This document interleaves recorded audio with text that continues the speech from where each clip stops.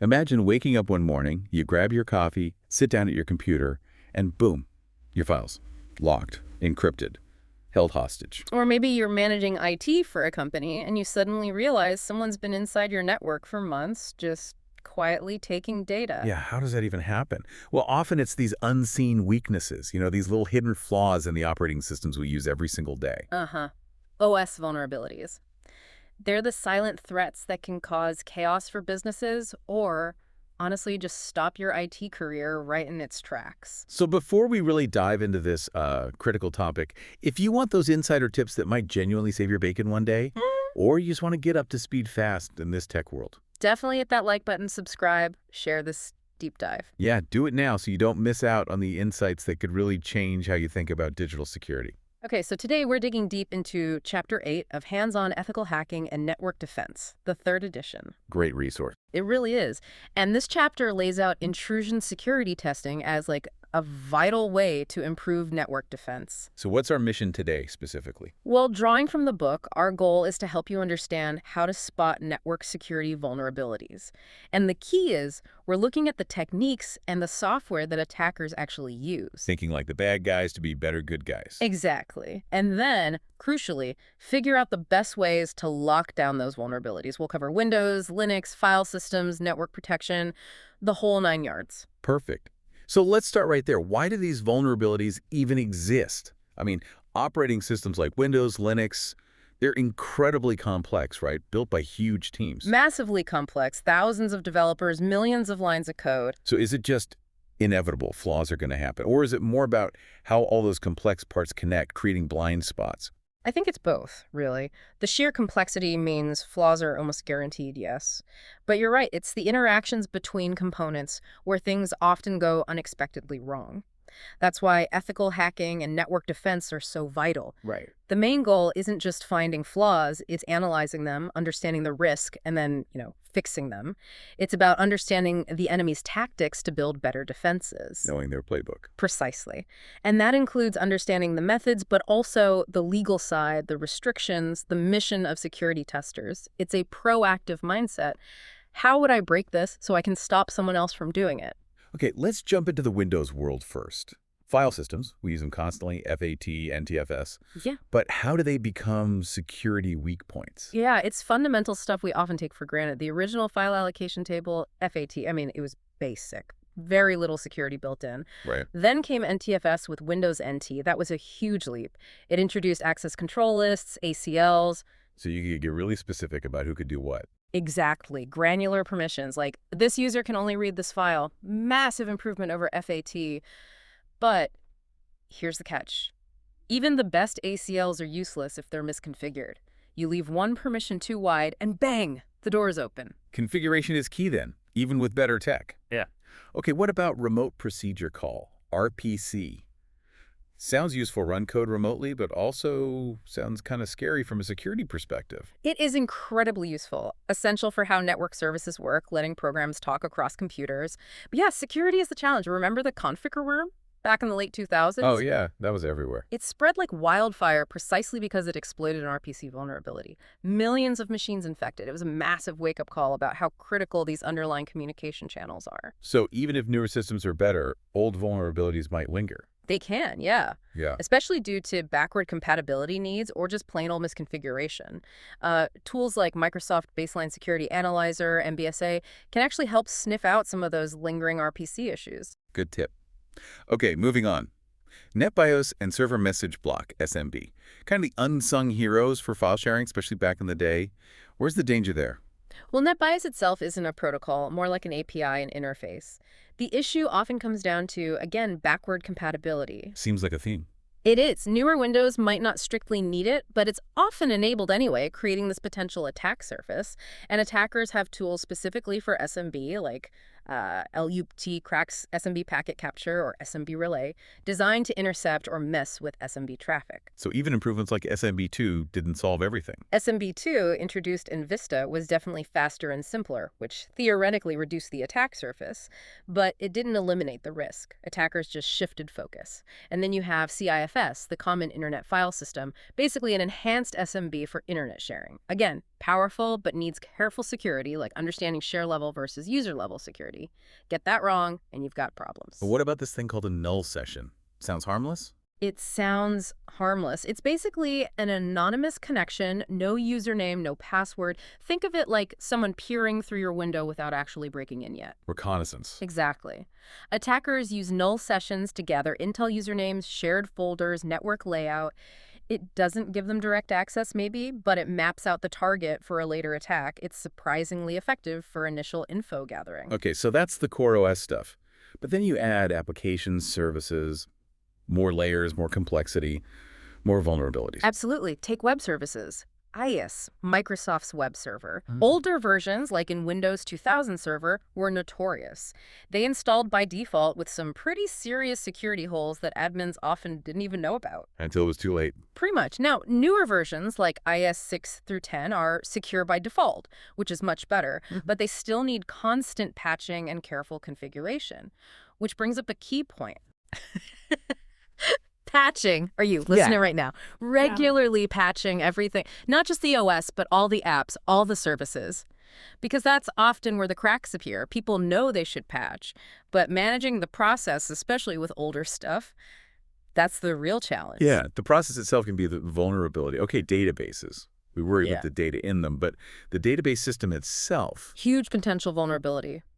One classic simple mistake with Microsoft SQL Server is leaving the SA account, the system administrator, with a blank or null password during setup. Seriously, that still happens. You'd be surprised. It's like leaving the front door wide open with the keys in the lock, and then there are buffer overflows. Ah, yes, the classic. Classic and still effective. It's like pouring too much water into a glass, right? It overflows. With software, if you send too much data into a buffer, a memory space, and the program doesn't check boundaries properly, It spills over. it spills over, potentially overwriting adjacent memory. And if an attacker crafts that overflow data just right, they can overwrite it with their own malicious code. The program then executes the attacker's code instead of its own. Giving them control. Complete control, potentially. That's arbitrary code execution. Devastating. Okay, this is fascinating, but maybe a bit terrifying. And you mentioned configuration process, which leads to the human element.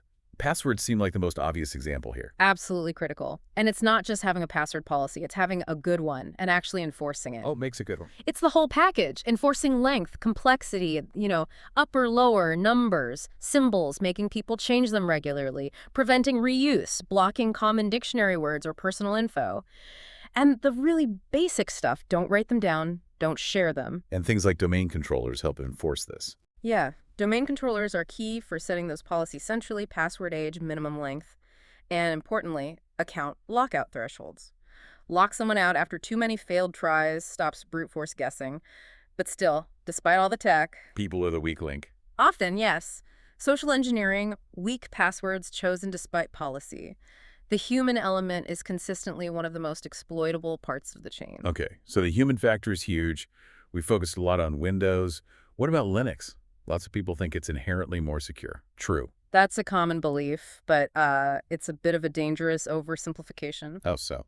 Well, Linux can be very secure. Its open source nature often means many eyes are looking for flaws, and patches can come quickly from the community. That's a strength. But it's not magically immune. Right. Like any OS, its security depends entirely on users being aware of the vulnerabilities and, crucially, keeping things updated. A typical Linux distro pulls in thousands of packages from developers all over the world.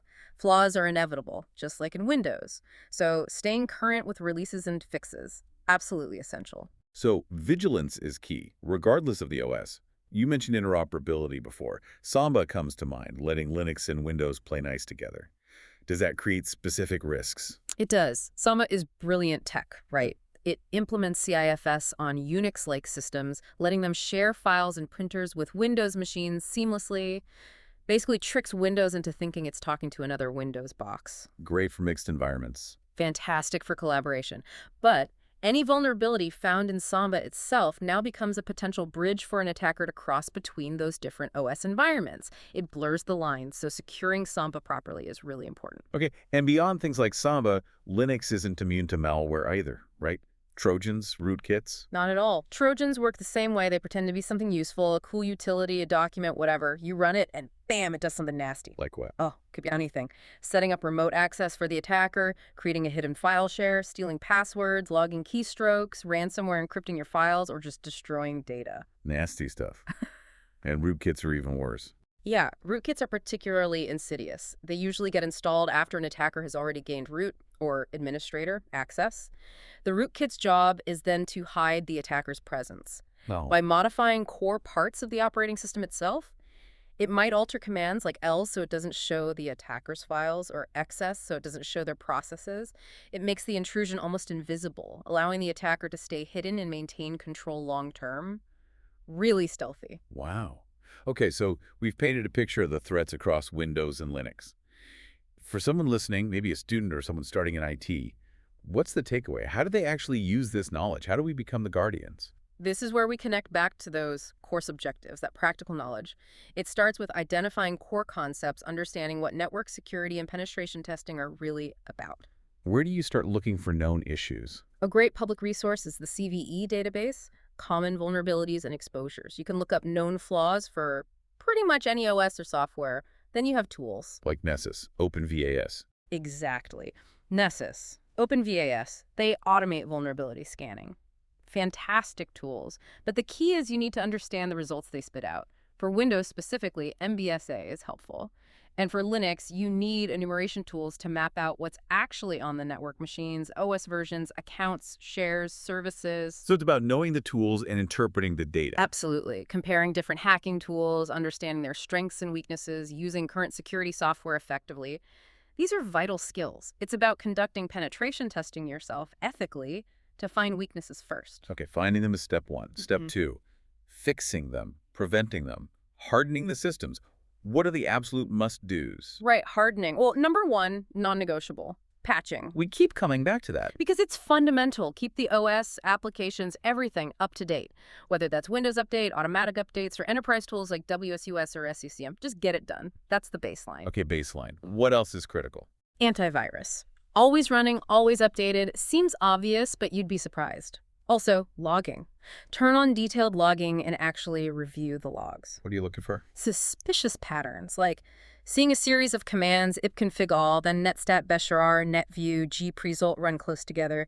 That could easily be an attacker mapping your network internally. Logs are your early warning system. Good point. What else? Disable unused stuff. Every service you don't need, every open port that isn't essential, every application that's just sitting there, shut it down, turn it off, uninstall it. Reduce the attack surface. It's like locking unnecessary doors and windows in your house. Makes sense. Any other big ones? Yeah, a few more quick ones. Minimize who has admin rights principle of least privilege.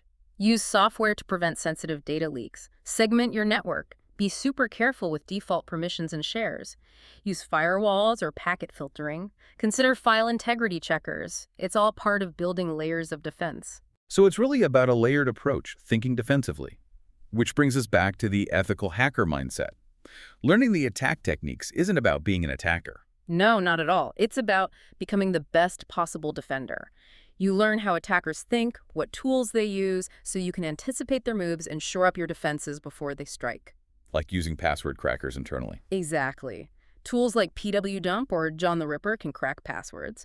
An ethical hacker uses them to find weak passwords inside their own organization on their own systems so they can force users to create stronger ones. It's using offensive tools for defensive purposes. Proactive defense. That's the key. That proactive approach, combined with really strong security awareness training for everyone and constantly staying updated on new threats, that's how you truly secure systems. And honestly, that's how you build a successful, impactful career in this field. It's about that lifelong learning commitment. So we've covered a ton today, from the basic reasons vulnerabilities exist in Windows and Linux to the tools attackers use, and critically, how we can use that knowledge to defend our systems.